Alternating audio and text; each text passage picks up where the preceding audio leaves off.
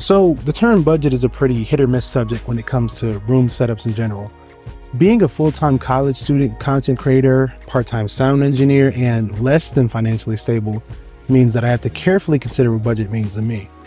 Any sort of financial mistake or misuse could put me behind and dramatically lower my spending power, so I needed to find things that give me the best bang for my buck. My name is Crimson, and welcome to my 2024 Budget College Dorm Setup.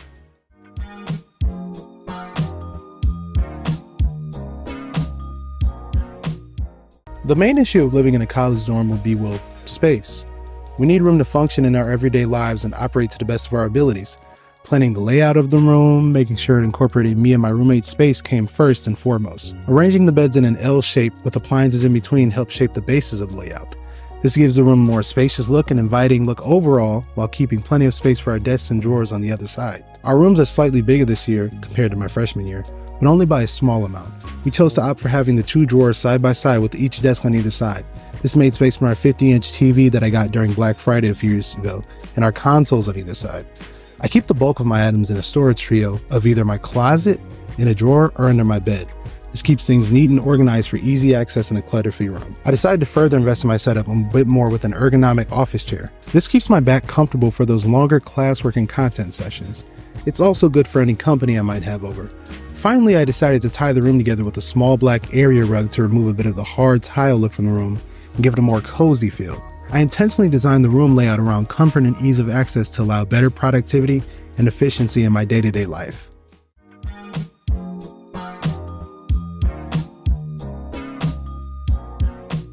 When it comes to my day-to-day life as a college student and part-time content creator, I need a bit of multifunctionality in my setup. With an already limited desk space and an even lower depth, everything there has to be deliberate and functional.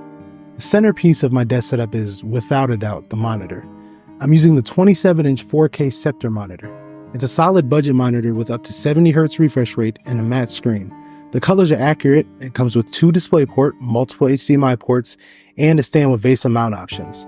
Now, while I could get a higher refresh rate monitor in a similar budget range, it comes at the cost of 4K resolution, and I don't care that much about having 120 frames. 60 frames works just fine for my content purposes and gaming needs, especially considering that I mainly do single-player games. My mouse and keyboard both come from Apple. I have the Magic Keyboard with a Touch ID sensor, and I can honestly say it works flawlessly.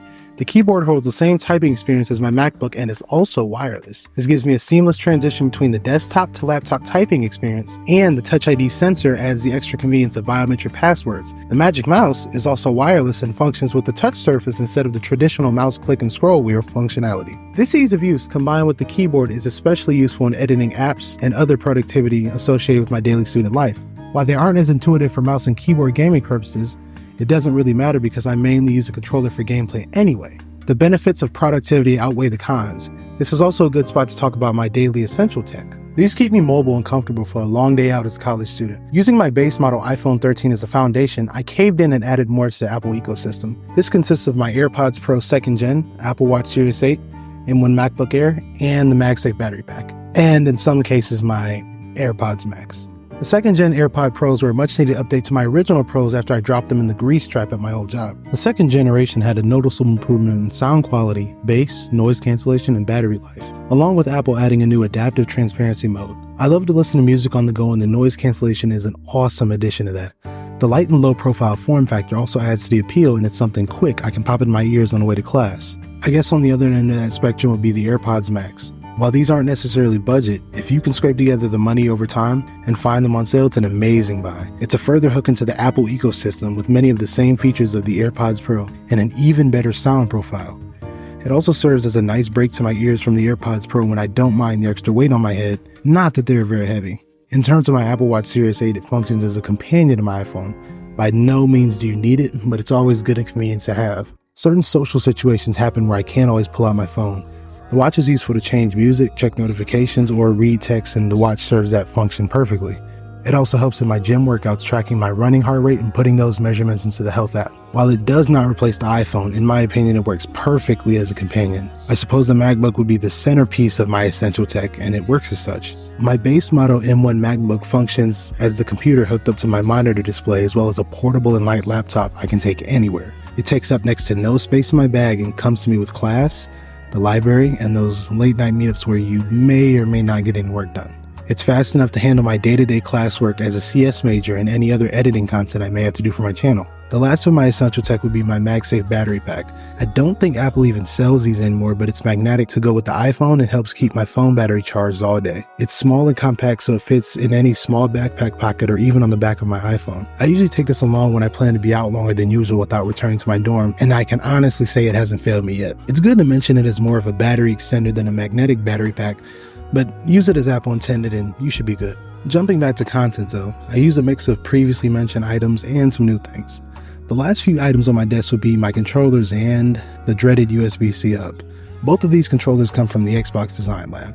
Not because I wanted some crazy design, I just hated the way they put white accents on all the Xbox controllers. So I made the parts I like black, and maybe it wasn't worth the money, but at least I got them engraved with my channel name. The USB-C hub is in the Anker PowerXpand 11-in-1, and it has a 100-watt power delivery, a 4K 60 HDMI DisplayPort, Ethernet, and 3.5mm audio jack port. This makes it essentially perfect for my laptop to external monitor setup. It can handle my Blue Yeti mic, Logitech lighting, connect my monitor to display, and supply power to my MacBook all at once. Okay, so I know this is the longest section by far, but it's almost done, so stick with me. If you guys are enjoying the video, like and comment your favorite part of the setup.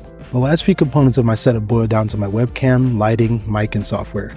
The webcam I use is the Elgato Facecam, and while it was a slightly more expensive option, the quality and software were honestly unbeatable at that price point. Elgato always makes things high quality and simple to understand, and that experience is very much present here. The camera's hub software has a clear and simple interface and easily connects to the computer through a USB connection. The image quality is great, and you can choose between a 1080p 30 or 60 frame video and highly customizable settings, including auto exposure and white balance. This is easily one of my favorite pieces in the setup.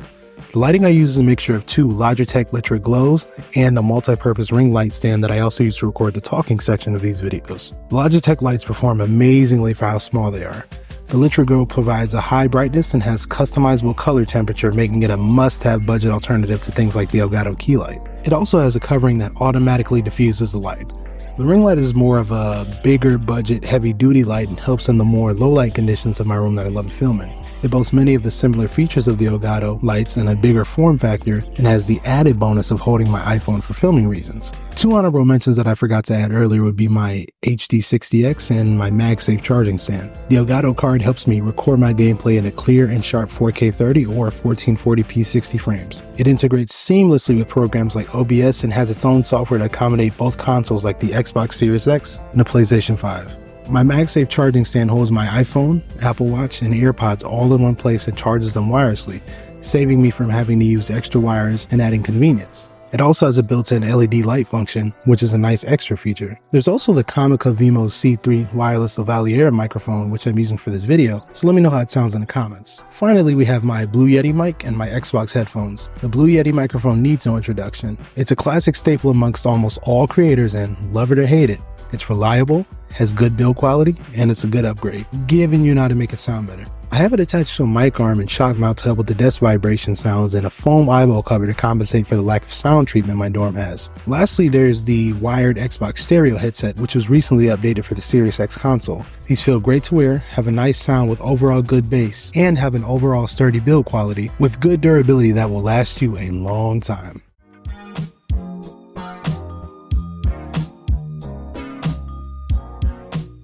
You really only have two main decorations needed in a college student's dorm: lights and posters. Using those as a base for any decorating you do helps keep costs low and your room looking good. I generally prefer tapestries over posters as they're usually bigger and take up more wall space, but any other poster would do. It just needs to add a bit of personality to the room. An easy way to add ambience to your room would be LED string lights. I position mine in the upper corners of my walls, which help add a more low light atmosphere to the room. The bright array of colors also helps with personalizing it to your liking. On a side note, I also use the Apple HomePod Mini as a Bluetooth speaker and smart hub system. It's surprisingly loud for how small it is, and that form factor only adds to the convenience. It's oddly discreet and blends in as another piece of furniture, but anything outside of those first two factors just depends on your preference. The rest of my decorations are just things I've acquired over time that look good when you display them with the proper way. I know it sounds weird, but that's how simple or complex decorating can really be, especially in a budget circumstance. It's all up to you.